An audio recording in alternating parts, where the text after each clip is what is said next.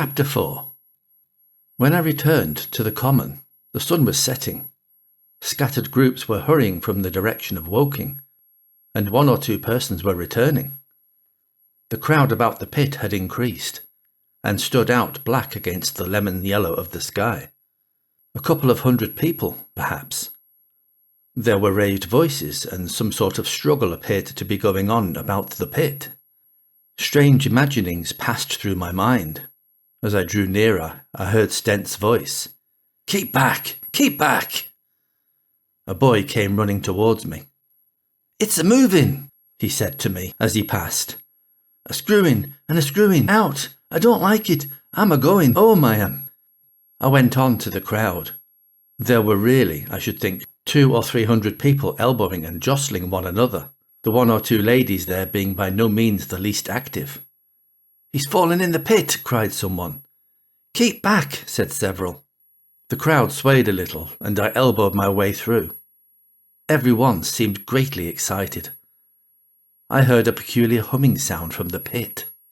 "I say," said Ogilvy, "help keep these idiots back. We don't know what's in the confounded thing, you know." I saw a young man, a shop assistant in Woking, I believe he was, standing on the cylinder and trying to scramble out of the hole again. The crowd had pushed him in.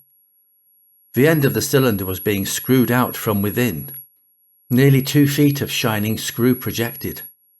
Somebody blundered against me, and I narrowly missed being pitched onto the top of the screw. I turned, and as I did so the screw must have come out, for the lid of the cylinder fell upon the gravel with a ringing concussion. I stuck my elbow into the person behind me and turned my head towards the thing again. For a moment that circular cavity seemed perfectly black. I had the sunset in my eyes. I think everyone expected to see a man emerge, possibly something a little unlike us terrestrial men, but in all essentials a man. I know I did, but looking I presently saw something stirring within the shadow. Greyish, billowy movements, one above another, and then 2 luminous discs, like eyes. Then something resembling a little grey snake, about the thickness of a walking stick, coiled up out of the writhing middle and wriggled in the air towards me, and then another. A sudden chill came over me. There was a loud shrike from a woman behind. I half turned, keeping my eyes fixed upon the cylinder still, from which other tentacles were now projecting, and began pushing my way back from the edge of the pit. I saw astonishment giving place to horror on the faces of the people about me. I heard inarticulate exclamations on all sides. There was a general movement backwards. I saw the shopman struggling still on the edge of the pit. I found myself alone, and saw the people on the other side of the pit running off, Stent among them. I looked again at the cylinder, and ungovernable terror gripped me. I stood petrified and staring. A big greyish rounded bulk, the size perhaps of a bear, was rising slowly and painfully out of the cylinder. As it bulged up and caught the light, it glistened like wet leather. 2 large dark-coloured eyes were regarding me steadfastly. The mass that framed them, the head of the thing, was rounded and had, one might say, a face. There was a mouth under the eyes, the lipless brim of which quivered and panted and dropped saliva. The whole creature heaved and pulsated convulsively. A lank tentacular appendage gripped the edge of the cylinder. Another swayed in the air. Those who have never seen a living Martian can scarcely imagine the strange horror of its appearance.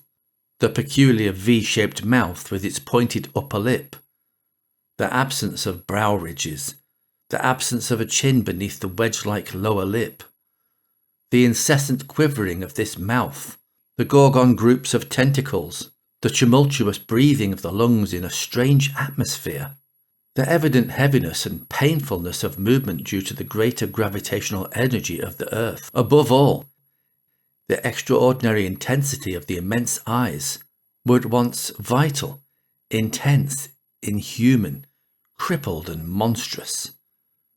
There was something fungoid in the oily brown skin, Something in the clumsy deliberation of the tedious movements unspeakably nasty.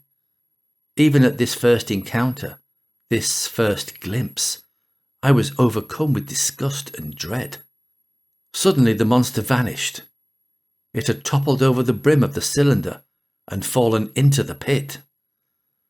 With a thud like the fall of a great mass of leather, I heard it give a peculiar thick cry, and forthwith another of these creatures appeared darkly in the deep shadow of the aperture. I turned and, running madly, made for the first group of trees, perhaps 100 yards away, but I ran slantingly and stumbling, for I could not avert my face from these things. There, among some young pine trees and furze bushes, I stopped, panting, and waited further developments. The common round the sand pits was dotted with people standing like myself in a half-fascinated terror, staring at these creatures, or rather at the heaped gravel at the edge of the pit in which they lay.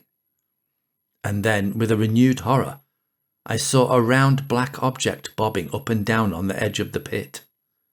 It was the head of the shopman who had fallen in, but showing as a little black object against the hot western sun. Now he got his shoulder and knee up, and again he seemed to slip back, until only his head was visible. Suddenly he vanished, and I could have fancied a faint shrike had reached me. I had a momentary impulse to go back and help him that my fears overruled. Everything was then quite invisible, hidden by the deep pit and the heap of sand that the fall of the cylinder had made. Anyone coming along the road from Cobham or Woking would have been amazed at the sight.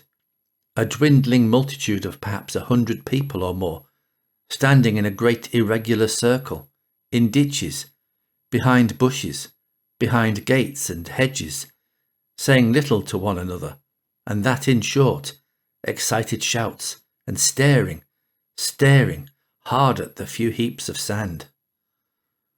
The barrow of ginger beer stood, a queer derelict, black against the burning sky, and in the sand pits was a row of deserted vehicles, with their horses feeding out of nose bags or pawing the ground.